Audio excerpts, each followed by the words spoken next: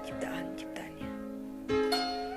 Bahkan, Gandhi menyebut dirinya sedang berusaha keras melihat Tuhan melalui pelayanan kepada sesama manusia. Pendeknya, realitas manusia tidak semata-mata ordo alam, tetapi juga ordo moral. Gandhi mengakui apa yang benar, yang berguna, dan yang menguntungkan bagi manusia itu tidak ada perbedaannya. Tuhan itu tidak di surga ataupun neraka, tetapi berada pada setiap orang, dan inilah kebenaran. Pemikiran ini memuat gagasan bahwa meskipun manusia tidak mengakui adanya Tuhan, tetapi ia harus mengakui kebenaran. Menolak kebenaran berarti menolak realitas dan eksistensi manusia itu sendiri. Inilah konteks Tritunggal. Alam sebagai landasan, manusia sebagai pelaku, dan Tuhan sebagai pencapaian tertinggi dari tinggal landasnya manusia. Mengenai keberadaan manusia, secara esensial, manusia terdiri dari jasmani dan rohani.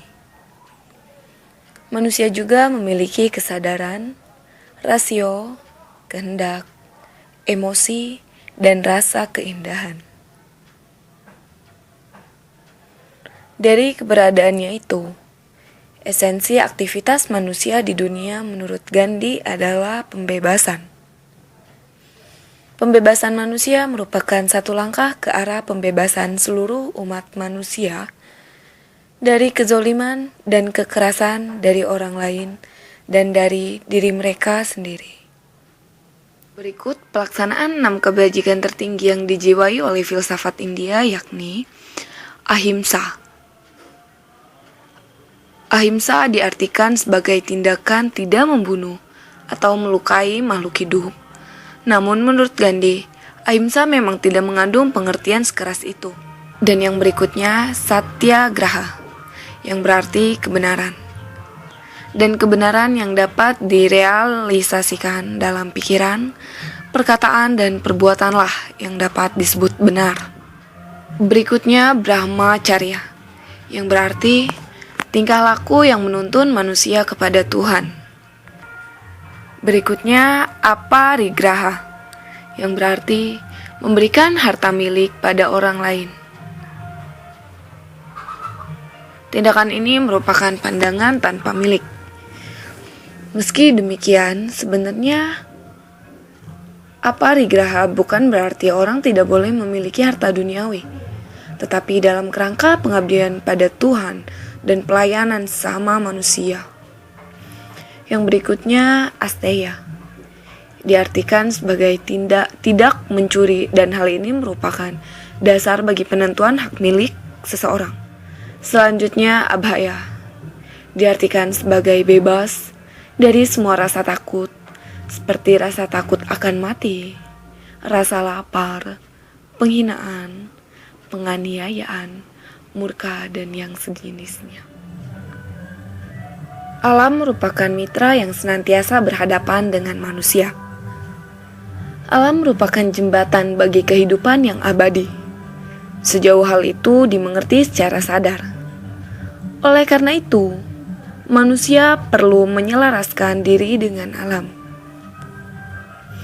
Hal ini juga akan mendekatkan manusia pada peletak hukum alam, yakni Tuhan. Bagi Gandhi, alam juga bukan merupakan manusia, sehingga manusia tidak boleh menggunakan kekerasan terhadap alam, yang justru akan merugikan manusia sendiri. Agama merupakan unsur permanen dalam watak manusia yang tidak memperhitungkan berapapun harganya untuk mengungkapkan sepenuh-penuhnya serta membuat jiwa gelisah. sampai dapat menemukan dirinya, mengenal Tuhannya, dan menghargai hubungan yang sebenarnya antara Tuhan dan dirinya sendiri. Gandhi memandang agama dengan menekankan nilai kemanusiaannya. Jadi, Tuhan dihayati Gandhi melalui semangat pengabdian. Semangat ini tidak hanya mengantarkan pada sikap toleransi terhadap kemajemukan agama, tetapi juga pada persaudaraan antara yang teis dan ateis dengan syarat ateis itu berusaha menuju kebenaran. Makanya, meski Gandhi menyatakan good is truth dan truth is good, Gandhi menekankan yang terakhir dengan alasan bahwa yang ateis mungkin menolak eksistensi Tuhan, tetapi mereka tidak mungkin menangkis kekuatan kebenaran. Penghormatan pada agama lain adalah sama dengan agama sendiri. Oleh karena itu, seharusnya tidak mungkin ada gagasan untuk berpindah agama. Manusia yang beragama dalam bersikap dan bertingkah laku harus mencerminkan keagamaannya. Moralitas merupakan hal yang fundamental dalam kehidupan manusia. Pembersihan diri secara total, baik jiwa maupun raga, sangat dianjurkan Gandhi. Orang harus membuat segala pikiran yang tidak baik, dan jiwanya harus diisi dengan pikiran murni yang tinggi. Demikian juga tubuh harus bersih seperti jiwa. Dengan demikian, orang akan insaf pada tujuan hidup yang paling murni, yakni mengabdi kepada Tuhan.